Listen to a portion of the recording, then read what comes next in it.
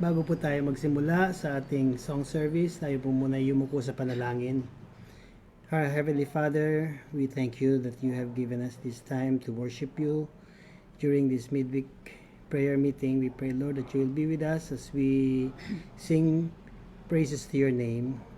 In Jesus' name we pray. Amen. Para po sa ating unang awitin, kantahin po natin ang Anywhere with Jesus.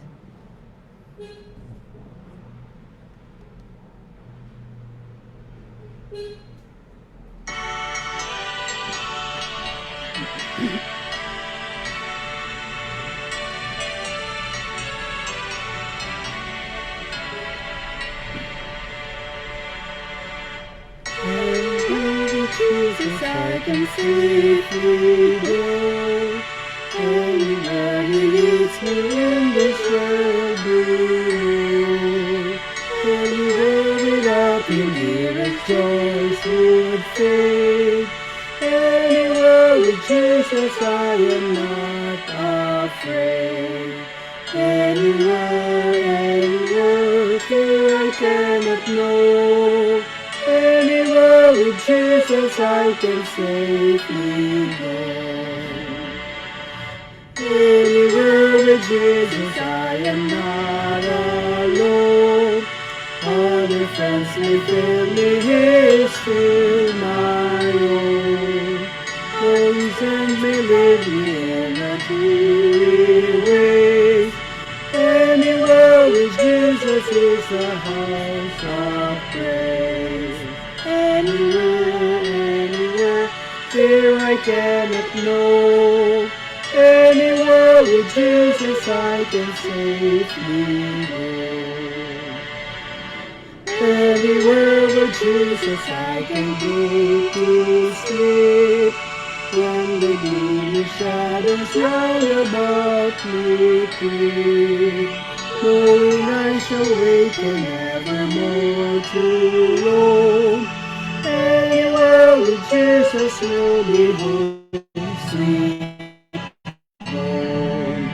Anywhere, anywhere, fear I cannot know.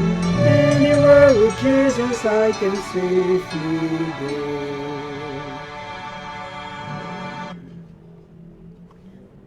Para po sa ating Song of Praise, awitin po natin ang The Lord is my light.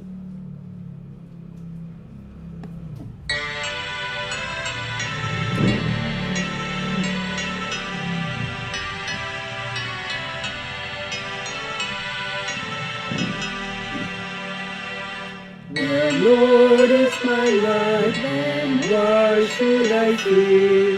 By day and by night His presence is near.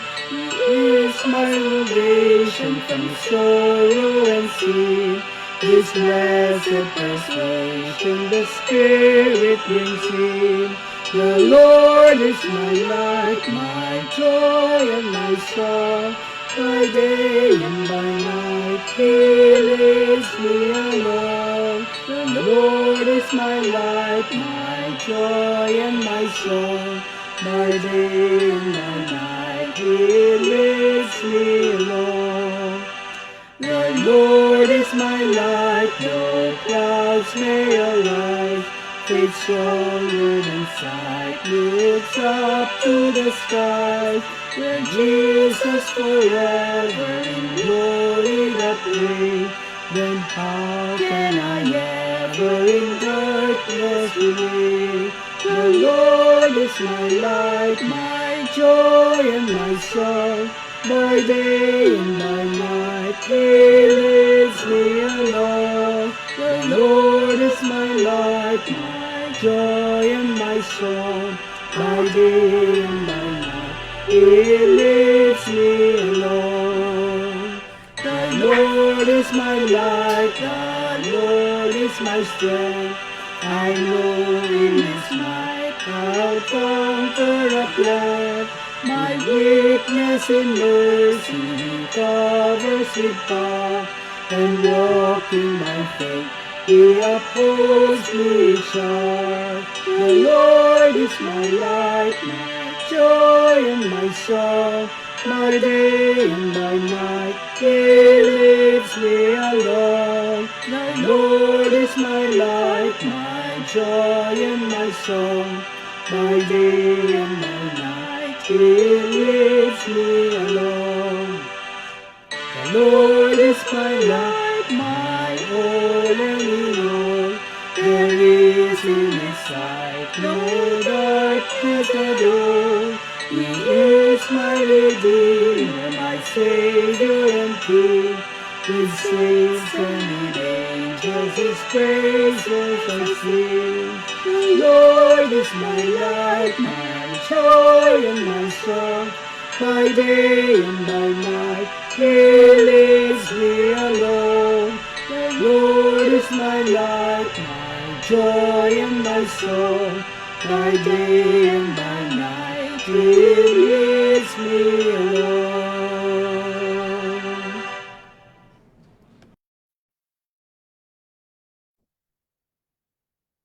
Shall we all bow our heads for prayer? Heavenly Father, at this hour we hallow your name. We praise you, for you are our great God, our living God, God of love and forgiveness. Tonight, Lord, first of all, we want to ask the forgiveness of our sins and help us also, Lord, to forgive others.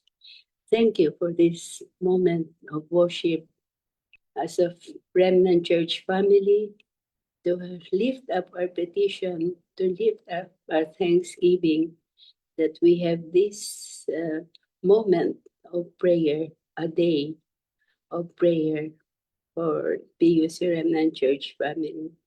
We pray for the program. Now bless the participants. We pray also for uh, our brothers and sisters who are sick, not only physically but spiritually sick. Help us, Lord, that we will be victorious over sin and not let Satan allure us of temptations in the worldly pleasures. Help us to remain true and faithful to you.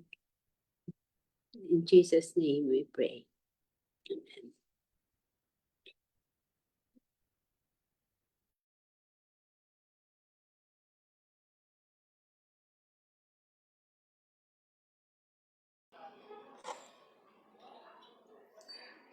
Magandang gabi po sa inyong lahat at sa itong yung mga nakikinig dyan sa live stream, dito sa nanonood dito sa Zoom.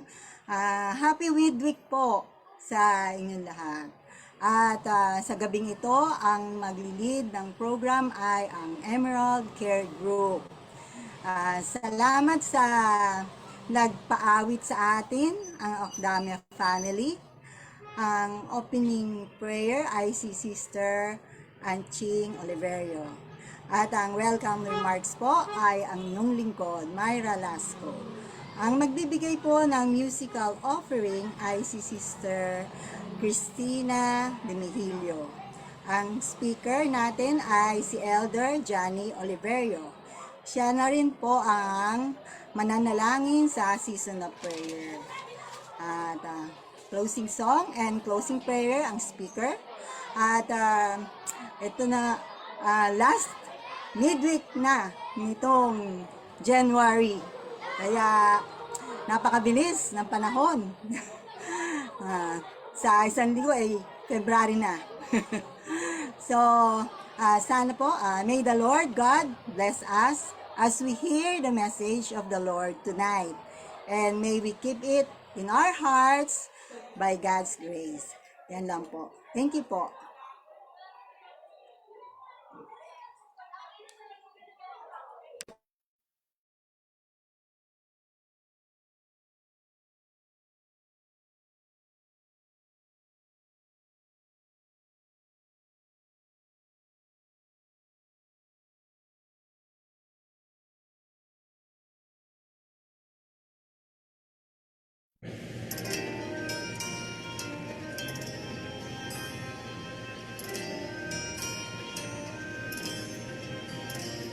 My heart is so proud.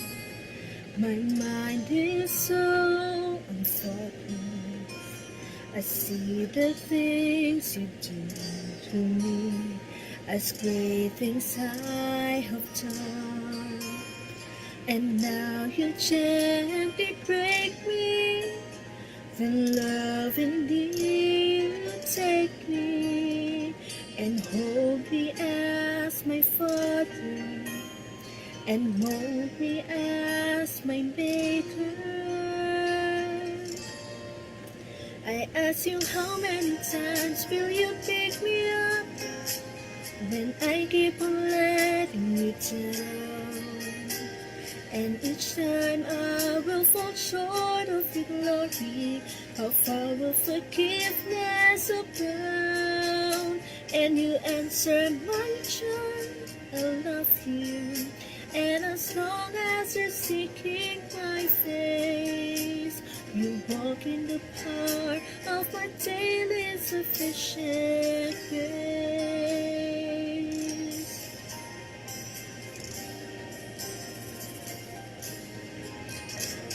At times I may believe and feel a bit discouraged, knowing that someone somewhere could do a better job. For who am I to serve you? I know I don't deserve you, and that's the part of burns in my heart that keeps me hanging on.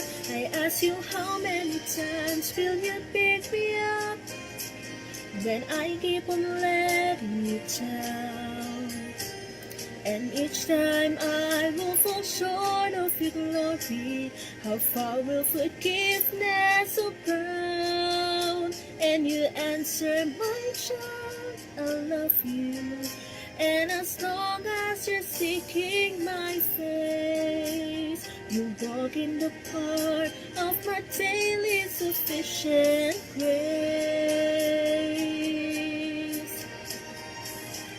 You are so patient with me, Lord.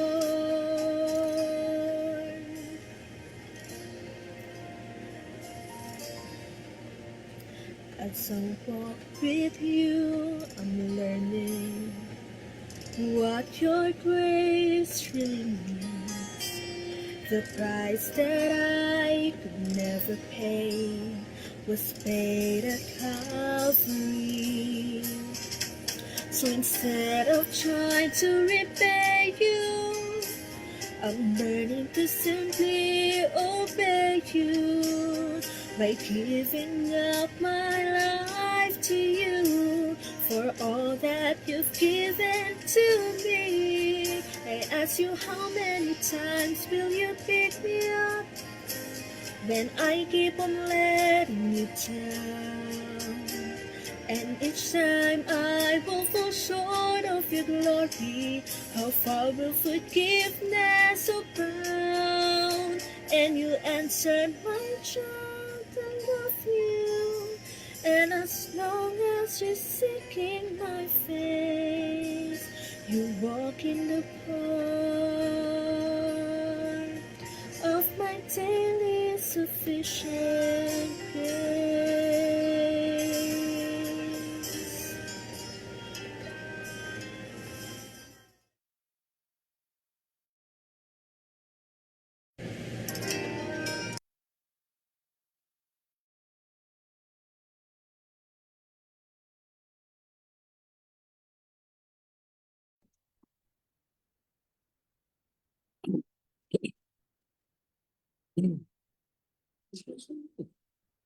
Good evening, everyone, and happy midweek to all.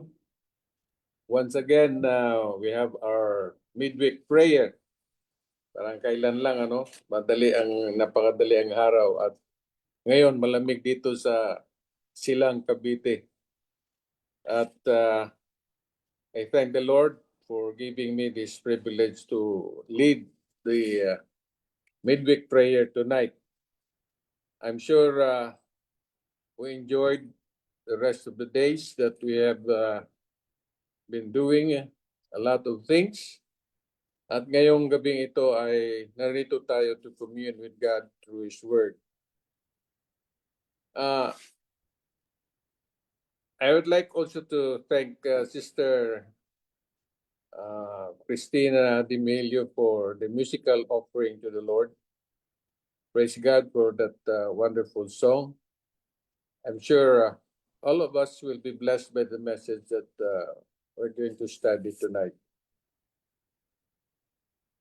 Alam niyo sa Bible, ang pinakamagandang story is the story of Jesus. Ito yung nagpapatunay na authentic na maasahan natin ang mga salita ng Diyos sa Bible. And that is because of the prophecy of the coming of the Messiah. Everything was predicted in the Old Testament of how Jesus will work for us.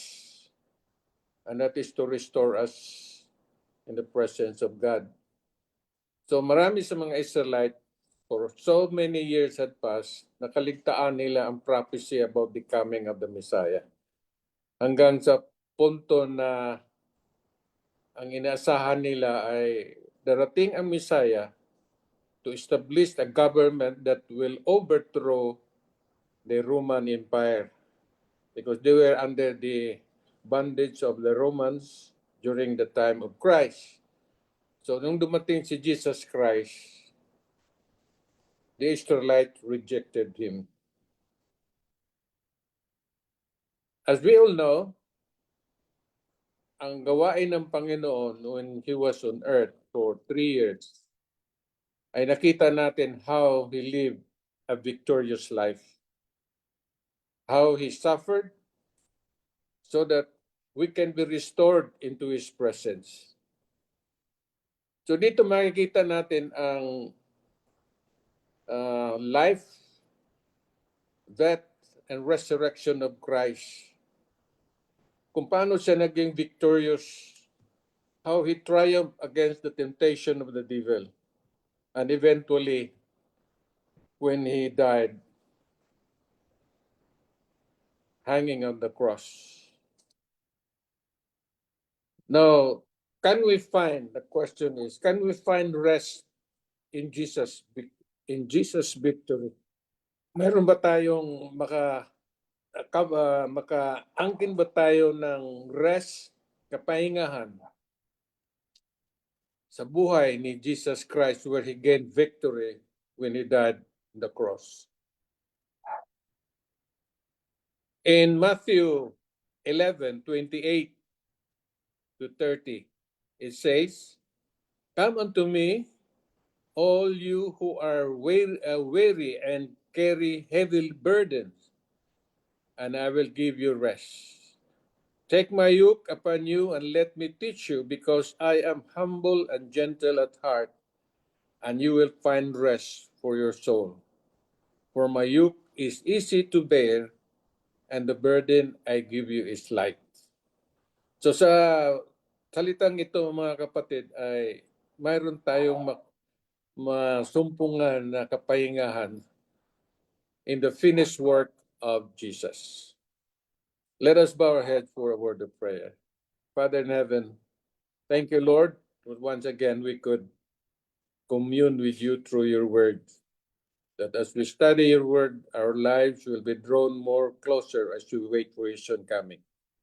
Thank you for the assurance that in times of trials, in times of hardships in life, we can find rest in your arms. Thank you, Lord, for giving us this time, and may all of us feel your presence as we worship you this evening. We ask all these things in Jesus' name we pray. Amen. So dito sa text, Jesus' invitation to rest. Come unto me, all you who labor and are heavy laden. So sa ating buhay, marami tayong pinagdadaanan. Marami tayong mga pagsubok na daanan, and we long na ang ating burden ay maibsan, no? Because sometimes we feel exhausted, para bang napagod na tayo. Sometimes we felt parang masurrender na tayo na hindi ko na kaya. Many believers are exhausted from trying to earn God's favor, God's approval.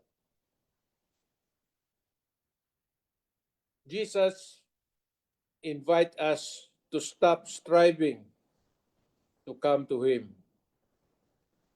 Mga kapatid, minsan na in our desire to be right with God, we strive to do what it takes para yung ginagawa natin ay magustuhan ng Diyos.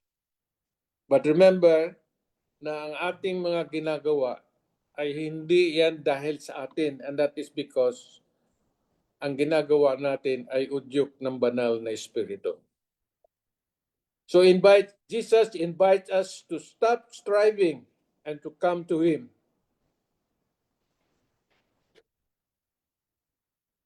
True rest is not inactivity. So akala natin na ang rest, pag sinasabi nating kapahingahan ay physical rest. But dito sa ating pag-aaral ngayon, ang totoong kapahingahan is not inactivity, but rather trusting in Christ. In other words, we have a dynamic na patuloy ang ating relasyon sa Panginoon. And that is what true rest is all about. So, sometimes you worry anong mga plano natin sa buhay, kung ano man yung mangyari. Minsan nag-iisip tayo na ano ang mangyari sa atin, lalo na sa may mga edad na tulad namin na minsan iniisip namin ang aming kalusugan, kung ano ang maaring mayroong failure sa pangangatawan, kung anong organ ang magkaroon ng komplikasyon. Sometimes we thought of that. No? Naalala ko yung kaibigan ko sa Cebu, sabi ko sa kanya na it's about time na bumalik sa Panginoon kasi ang edad namin ay, kasing edad ko na rin yung kaibigan ko sa Cebu. Kaya sabi ko sa kanya, bumalik ka na sa Panginoon bago ang lahat. Kaya may nangyari sa kanya, nag-decide na siya na it's about time to come back. Pero hindi natin kailangan, mga kapatid, na may mangyari sa atin. Although, hindi naman maiwasan na mag-alala tayo na ano man mangyari sa atin. But let's keep on trusting the Lord. And that is what rest is all about. No? You rest, in other words, you are at peace with God, that anything that will happen, you trust it in the Lord. Kung ano man yung mangyari, then wala kang ibang gagawin kundi tanggapin ng lahat because He knows what is best for us. Another victory that Christ had given us is the victory completed at the cross. When He said in John 19 verse 30, it is finished.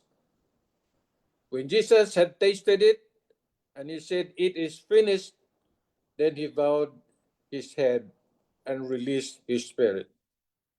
Salvation is not by human effort, but by Christ's completed work. Ito ngayon ang issue ngayon sa ating church, itong last generation theology. No? Na ang kaligtasan natin, sabihin ng iba ay may partisipasyon. Mayroong sabihin ng iba no, wala.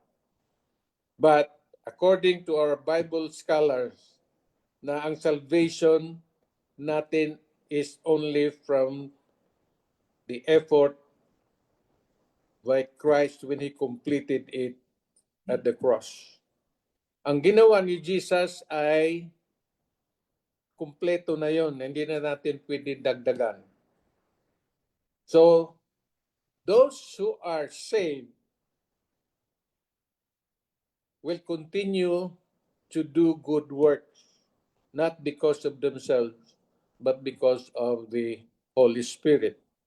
Ang Holy Spirit ang mag-udyok sa atin gumawa ng mabuti. Not because we wanted to be saved. Kaya ang salvation natin, mga kapatid, ay is not mayroon tayong participation.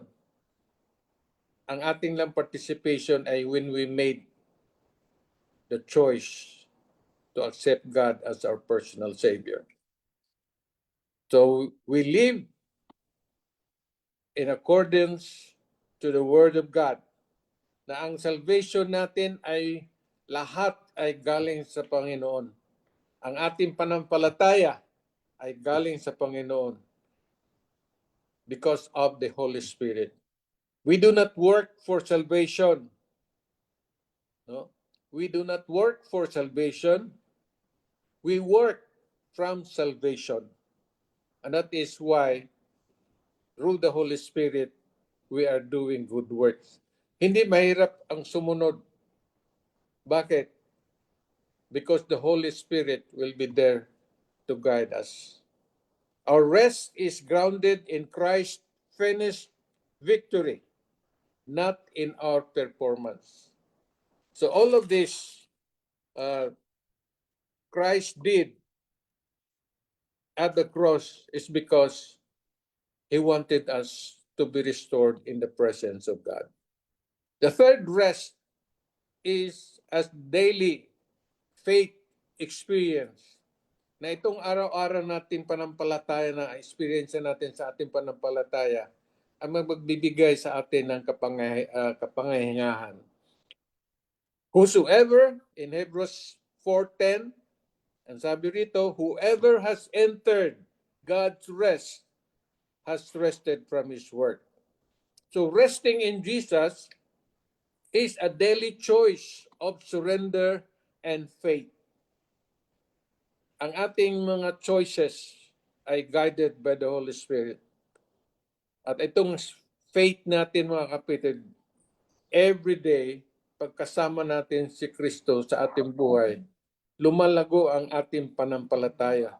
At lalo tayong naging tapat at malakas ang ating panampalataya sa Panginoon, na ito ay nagbibigay sa atin ng kakayahan na kalabanin anumang mga tentasyon, anumang mga pagsubok sa ating buhay. Obedience becomes the fruit of grace, not the means of earning favor. Kaya mayroong mga taong nag-question sa atin, why do we obey God's law? Why do we obey God's commandment? Why? There are so many in the Bible that needs obedience. And that is because we want to follow the Lord. So itong pagsunod natin is not we want to earn favor. Ang pagsunod natin is because it is the fruit of God's grace. So, resting in Christ produces peace, assurance, and transformed life. So, hindi tayo mag-worry pa, no? Resting in Christ give us the peace of mind na sa gabi ay makakatulog ka ng mahimbing. And you have nothing to worry because there is assurance that God will never fail.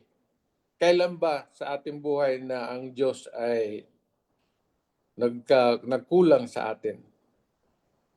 Kadalasan tayo ang nagkulang, mga kapatid. And that is because the presence of the Holy Spirit in our life will continue to guide us in our spiritual journey. Lalo na sa ating transformation of our character. Dahil alam natin, our character is our only passport. Ito lang ang madala natin sa langit. Na pagdating natin doon, we will be living a life of obedience to the will of God. So dito mga kapatid ay makikita natin na ang Panginoon ay nagbibigay ng lahat. Na para tayo ay hindi maging mag-worry o ma-depress ba kung tayo ba ay mag-iisip kung maliligtas ba ako? O kailan kaya ako malibre sa mga pagsubok na ito? Isa lang ang assurance natin mga kapatid, and that is to rest in the victory of Jesus. Ginawa na niya lahat, so ano pang i-worry natin? All we have to do is to continue to live in accordance to the will of God. So anong kailangan natin? We have to lay down the burden of guilt, fear, and self-effort. Ano may yung, alam niyo si Satanas, gusto niyang i-remind ta of our past mistakes, of our past sins. He will accuse us na yung mga ginagawa natin noon ay hindi na tayo pinatawad ng Panginoon. Kasi paulit-ulit natin ginawa. Yan ang ginagawa ni Satan. But Jesus wants us to lay down our burden of guilt, our fears, and our self-effort. He wants us to accept His invitation today. That we can only rest in His victory because that victory is more than enough for us to be saved into His kingdom. And that is my prayer.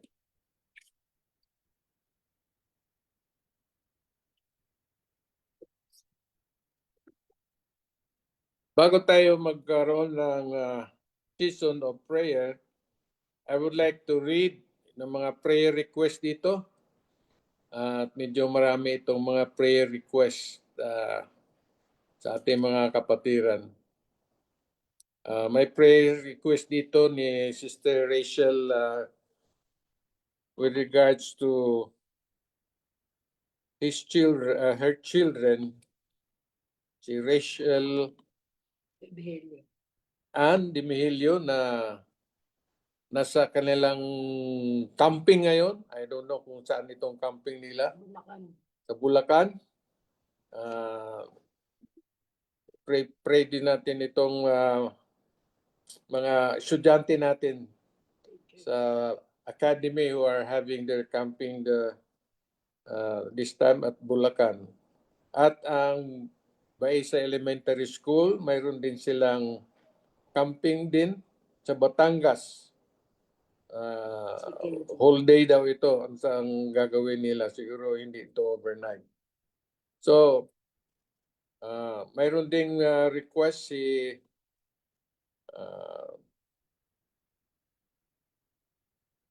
si Brother Joelson Ombao sa kanyang anak, si Bella, na kasama ang mga estudyante and teachers sa Baisa Camping sa Bulacan.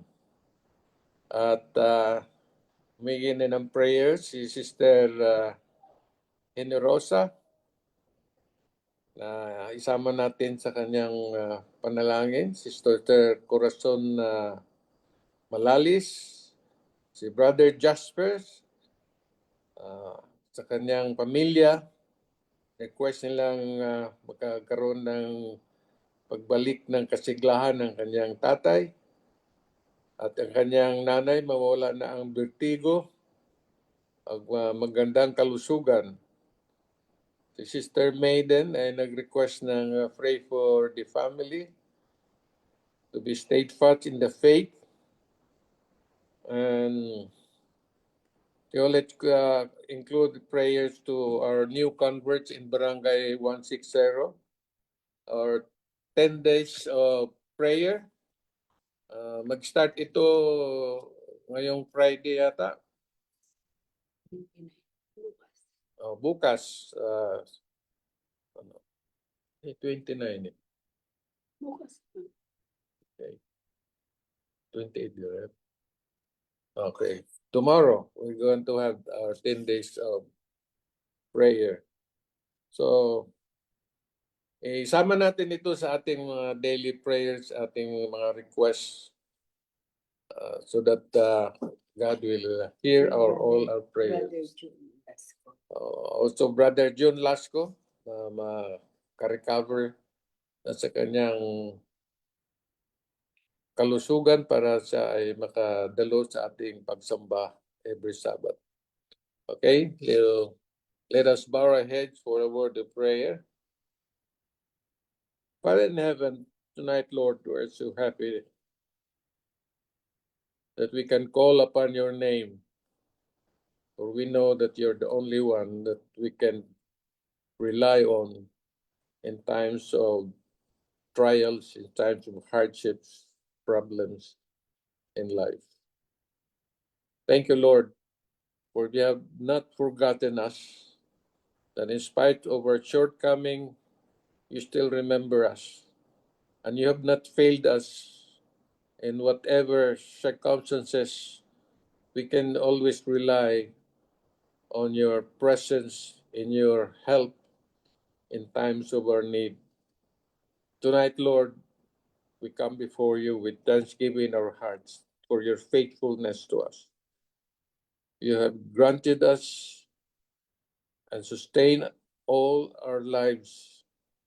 You have provided us of all our needs. Thank you for sustaining our lives, that day by day we can continue to prepare more for your soon coming. Tonight we are bringing to you all the prayer requests, Lord. We pray for our children at the Baisa Adventist Academy and Baisa Elementary School who are having camping in Bulacan and in Batangas. We pray, Lord, that your holy angels will be with them to protect them. Guide our teachers, their sponsors, that this event and experience of the students will be a blessing for all of them, that their lives will be drawn more closer to thee as we wait for soon coming. We pray also for our new converts in Barangay 160. There are times, Lord, that they are facing hardships in life, but with the guidance of the Holy Spirit, I know you will always be there for them, to guide them, to strengthen them, and to be faithful unto you. We pray also for our members who have health issues, health problems. May you touch their lives, that they will continue to have healing. Bless their medicine, Lord, that it will continue to support and promote good health to their bodies. Lord, we pray that our members of our church will continue to grow and will be united in the finishing of thy word. Thank you, Lord, for the assurance that all of these requests will be answered. And we pray that you will continue to rally together in the finishing of thy work so that others will be ready for your soon return. Thank you, Lord, for the blessing that you have given us day by day. Forgive us, Lord, we are fallen short of your glory. In Jesus' name we pray. Amen.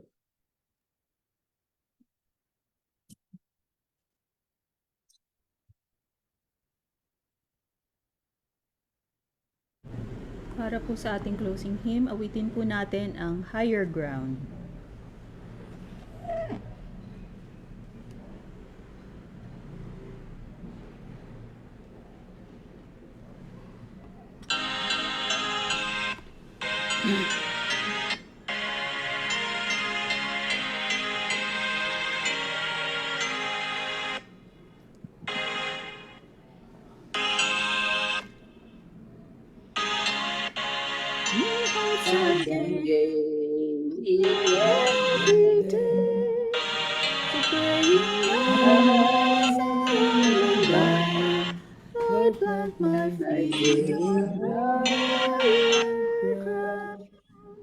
Lord, lift me up, and I shall stand by faith on heaven's stable land, a higher plane that I have found. Lord, plant my feet on higher ground. My heart has no desire to stay where doubts arise and fears dismay.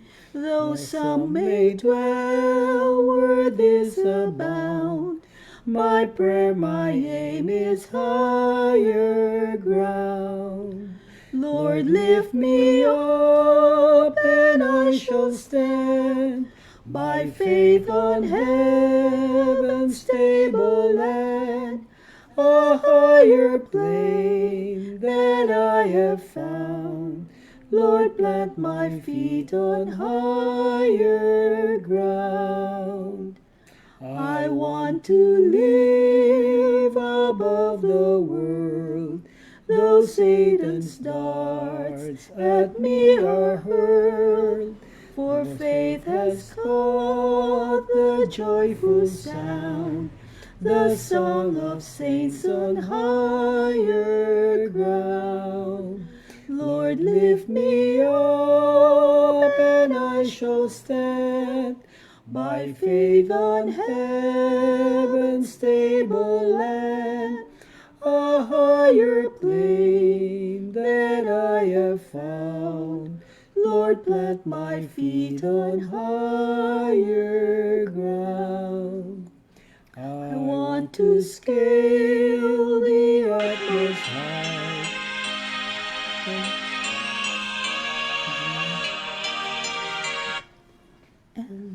I want to scale the utmost height and catch a gleam of glory bright. But still I pray till heaven I found. Lord, lead me on to higher ground. Lord, lift me up, and I shall stand by faith on heaven's stable land, a higher plane that I have found. Lord, plant my feet on higher ground.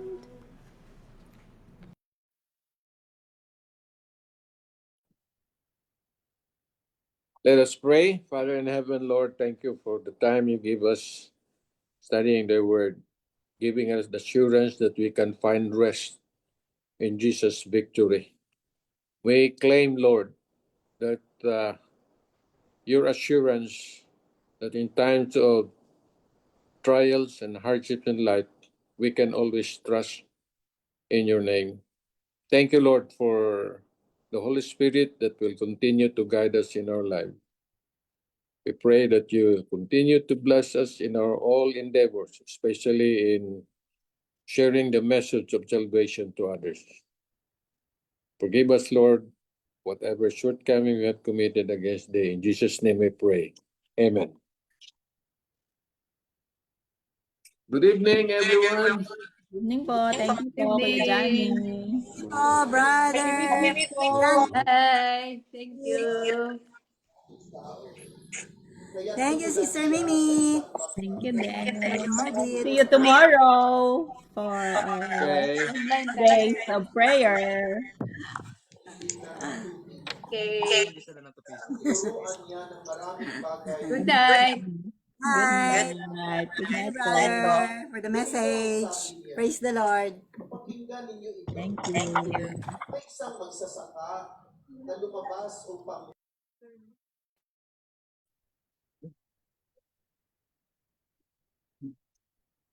you.